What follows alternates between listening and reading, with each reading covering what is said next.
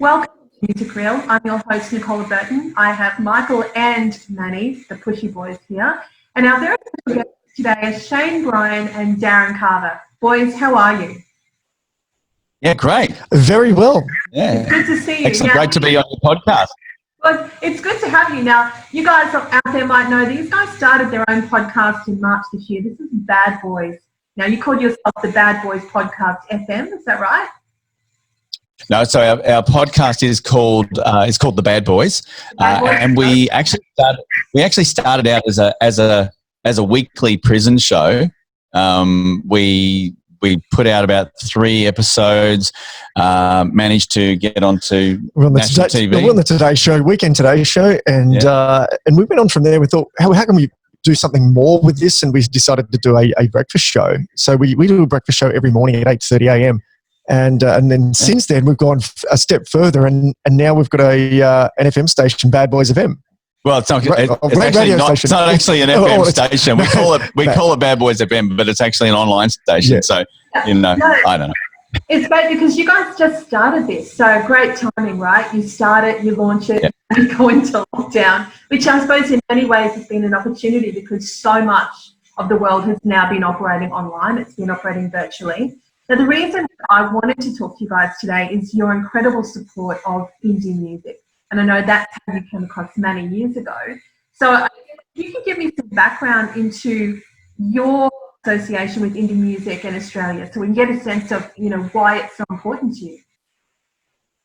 Well, actually, I guess I was put in prison after working for as part of a record label that supported indie music. So I got put in prison for listening to indie music. No, I didn't really. Look, at the end of the day, there was a big GST bill. I was the last man standing. I got copped with it. And apparently, even going bankrupt won't sort of get rid of a GST bill. And 5 years later or 6 years later, I ended up in prison. Wow. And it was a massive experience. Something I never thought I would experience in my life. Not at all. Yeah. You got to prison because of GST.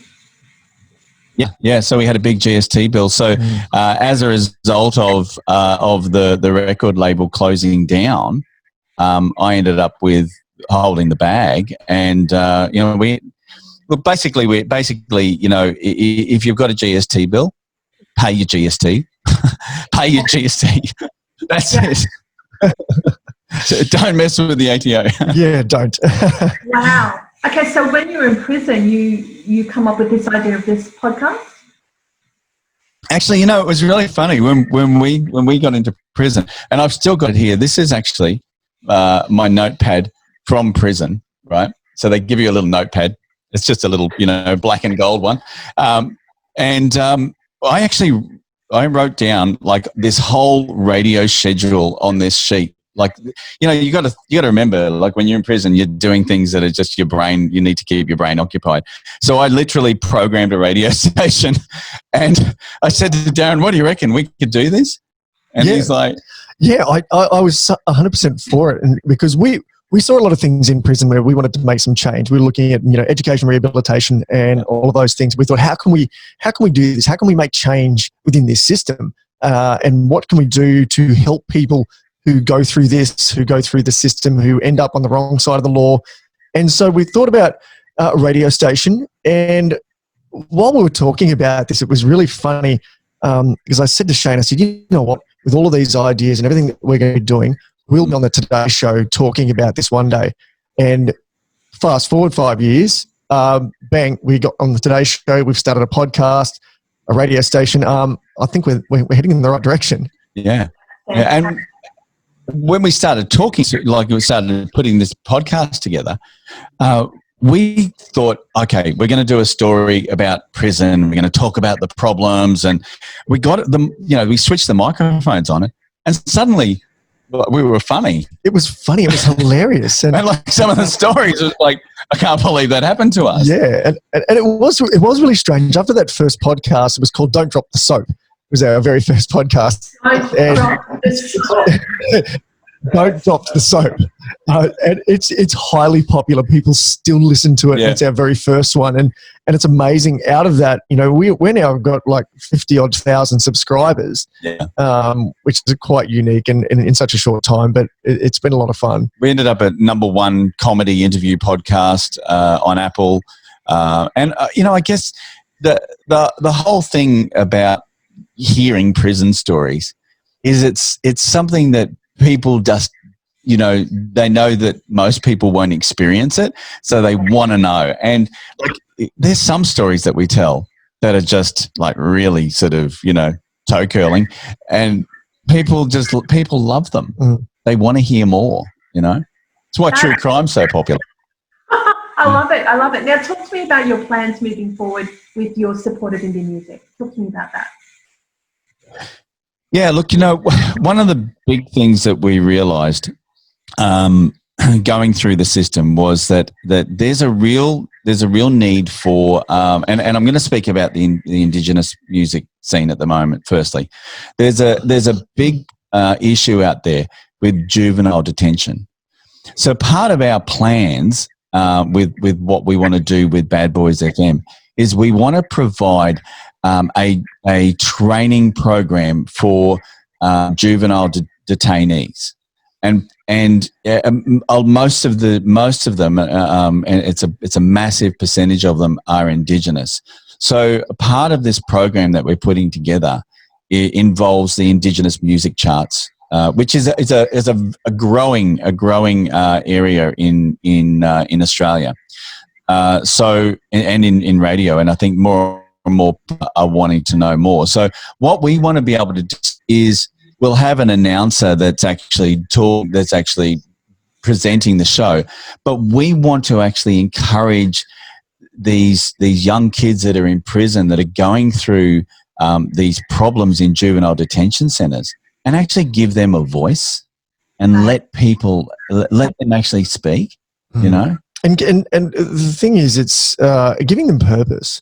You find with a lot of juveniles that are on the wrong side of the law, they've got no direction, no purpose. They think that they've got nothing, and we want to inspire them so that they've got a purpose every morning to get up and do something great and help within the music industry itself. I mean, I'm from Byron Bay. Indian music scene is amazing. I love Byron Bay and the music scene down there, and that for me inspires me too when it comes to music and these artists that aren't huge but need to be heard. Yeah. And that's important. They need to be heard because they're brilliant. Yeah, absolutely. You're giving them a bit of a conduit, a bit of a pathway into getting their voices heard, getting their stories out there, helping them to share their music with the world. Love it. Love it. Yeah. That. Manny, what's your question for these two boys today? Well, gentlemen, you know, congratulations. What a wonderful initiative. So I guess I've got my own stories of jail. We happen to, at one stage in our illustrious sort of management career, purport to manage an individual by Mr. Chopper Reed, Mr. Brandon Chopper Reed. So I guess we can sympathise and vice versa. So what a lovely individual. But just to move across to the music side of things, I think a voice for the disenfranchised is so important. And I think that, you know, with what you want to do, we're supporters of that. And as you know, we've been supporters of the indie music scene in Australia now for about the last 30. I just looked at it the other day. It's actually approaching 33 years. So Shayne, you and I had a couple of little, you know, interfaces at one of the key venues on the Gold Coast, you know, many years ago when we were part of that scene. And wow, it's just to actually hear that you can go to jail over a GST bill and wanting to support music, obviously, because you were part of that, you know, enterprise, is mind-boggling and mind-blowing when you look at other circumstances and other things that other people have done to, you know, to end up in the same place. So I guess the question that I have at the moment, lockdown in jail and the current lockdown, are there any similarities or differences? That's a good question. Yeah. We do get that one. Yeah. Look, it's similar. I mean, it's certainly not. It's nothing like it because, you know, you can still get out and do things, and you know, even if it's on your own. When you're locked down in prison, you're locked down in a cell for 24 hours a day. Yeah, you can't get on the phone to anyone. You can't. You don't have the basic freedoms. I mean, we can walk outside here, you know, go get a cup of coffee, make a cup of coffee in prison. In a lockdown situation, which we experienced, a lockdown situation, you're in a 6x8 cell, and that's it. That's it.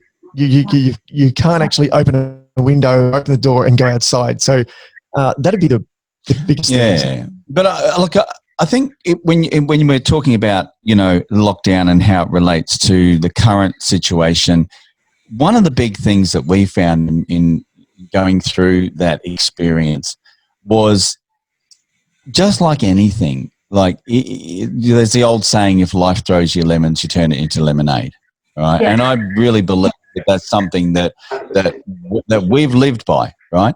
So yeah, you know what, we got a raw deal, right? We ended up in prison. We ended up in a place where they lock you down every 5 minutes. But just like what's happening right now, or what we've been through, it's all about what you can actually do with it. Now, I've seen so many artists in this last 3 months that have just decided, you know what, I'm not going to actually be bothered by the fact that I can't perform. And performance royalty, right? Performance money that you get from performing is like the key money that you make, right? You don't make money on music anymore, right? That's right. You know, I don't know why you'd start a record label, because there's just no money in that. But there's money in performing. Now, you take that away, what have you got? Exactly. So what it's done, it's made every single artist, doesn't matter whether you're U2 or whether you're, you know, an artist that just plays at a local restaurant, right? It's put everyone onto a level playing field now, because they're all facing exactly the same situation. And now it's completely up to what you want to do with it and your mindset. Yep. That's what it is. Speaking of Chopper Reader, Heath Franklin, who does the Chopper impersonation of him, he had a tour to do this year, and he obviously can't do that. So what he decided to do last Saturday night was do a show online. And it was an Eventbrite show. I don't know how they really filmed it and did it, but they did it. And he sold tickets for $15, and he got 1,600 people watching his show. You know, incredible. Good on him. He made a cool 20 grand or something for doing that. Yeah. Yeah, because it's how you can leverage and maximize your database, your online metrics, your brand value. That is the definitive when it comes to how do you all compete now in this, you know, this open playing field.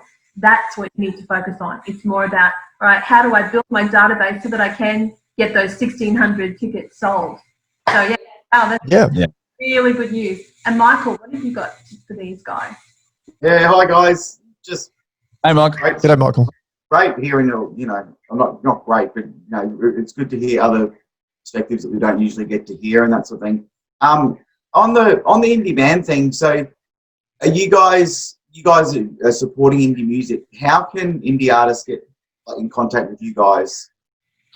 Yeah, so part of our ethos with Bad Boys FM is that we want to. I mean, obviously, you know, we're keeping it a very sort of rock, hip hop, not you know, over the top rap, but you know, real. We want to make the station a station that people don't usually hear music on. You know, like where can you go to listen to? I think the other day, you know, you switched something on in the car and you heard that Britney Spears, oops, I did it again. It's like really, like what support is there for indie artists? What we want to do is provide something that, you know, yeah, sure, we're gonna play some mainstream stuff, but we want to intermix it with some really good indie music. And I want to preface it by saying that, you know, like, we're music lovers, right? We love all types of music, and if good quality production, you know, don't skip on the production. Don't make the song, you know, sound really bad and all of that. Like, do the best that you possibly can. We're still talking about being professional as indie music artists, right? So if you can produce something that is really good, send it over to us and, let us feature it on the show and on the station. Yeah, we've got our Facebook page, Official Bad Boys page. They can send us messages there or email us on via our email addresses, but they can always get in touch with us. Yeah, we'll be sharing all your information when we post this, because we really want to encourage artists to connect with you, because I think it's such a great initiative to support indie artists who get lost in the wash a lot of the time, let's face it. So I think it's a great initiative. And what I also love about this conversation is you've turned the lemon of this lockdown into amazing lemonade.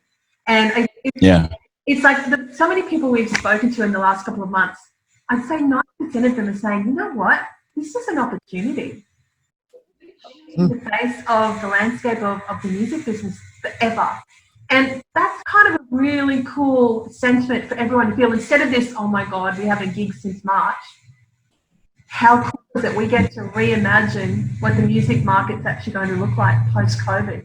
So boys, Darren, Shayne, thank you so much for talking to us today. We've really enjoyed your specific story, your very unique perspective, and ultimately your support of indie music. I think that's really important. So boys, thank you so much. We'll include all of your information so these guys will know how to contact you on every platform.